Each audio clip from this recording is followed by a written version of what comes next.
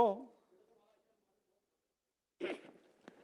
अध्यक्ष महोदय, हा थोडासा विषय आता समोर आला तो मागच्या वेळेला सभागृहामध्ये संबंधित खात्याचे मंत्री हजर असताना सुद्धा इतर मंत्री या संदर्भामध्ये त्यांच्या संबंधित विषयाचे उत्तर देत होते.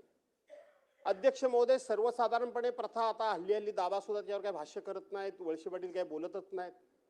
सर्वसाधारणपणे प्रथा अध्यक्ष महोदय अशी आहे की एखादा मंत्री ह्या विधान भवनाच्या आवारामध्ये नसेल, तो जर बाहेर कुठे असेल तर त्याचं कामकाज किंवा त्याच्या विषयासंदर्भामध्ये किंवा त्याच्या खात्यासंदर्भामध्ये एखाद्या मंत्र्याला उत्तर देण्याचं किंवा त्याचं कामकाज पाहण्याचं अध्यक्ष महोदय परवानगी देण्याची ही प्रथा पूर्वीपासून आहे. आपण काय नवीन पाडली अशातला भाग नाही.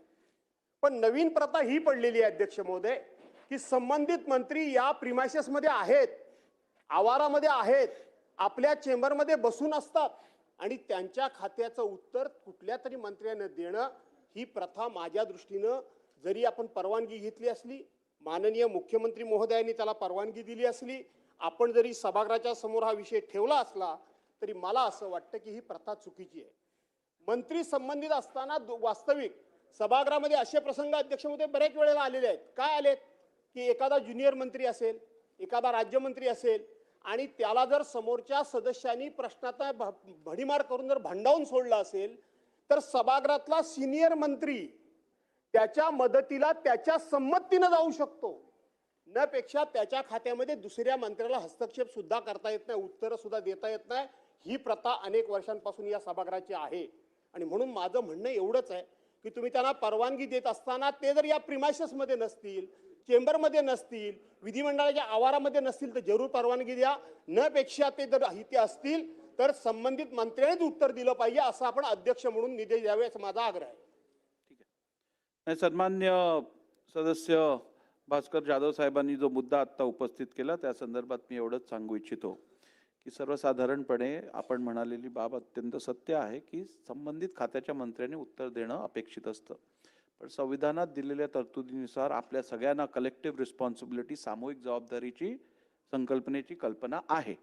तसं असल्यामुळे नियमानुसार इतर मंत्र्यांना उत्तर देण्यापासून मी काय थांबवू शकणार नाही. एक. नंबर 2, उत्तर देत असताना केवळ आपण एक्सटेम्पो उत्तर देत नसतो, त्या संदर्भातलं ब्रीफिंग घेत असतो. ब्रीफिंग घेतल्यानंतर जबाबदारीपूर्वक उत्तर देत असतो. त्यामुळे एखाद्या खात्याचं जर का भार, उत्तर द्यायचा भार जर एखाद्या मंत्र्याकडे सुपूर्द केला असेल आपण, तर त्या मंत्र्यांनी ब्रीफिंग घेऊन अधिक प्रभावशाली उत्तर देणं जर शक्य होणार असेल तर मला वाटतं या गोष्टीत कुठची अडचण नाहीये. त्यामुळे आपण आता पुढे जाऊया. चला, आता झालं ना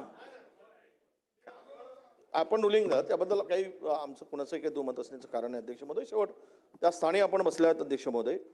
अध्यक्ष महोदय, काही वेळा सभागृहामध्ये संबंधित खात्याचे मंत्री उपस्थित असताना सुद्धा आपणच ठरवा, आपण त्या आपल्याला अधिकार आहे त्या सदस्य सभागृहाच्या. साहेब, मी आपण मांडलेल्या प्रश्नाचं उत्तर आता दिलेलं आहे, रुलिंग दिलेलं आहे. आता ह्याच्यावरती अजून किती बोलायचं आपण? बरोबर नाही? सर्व सन्मान्य सदस्यांना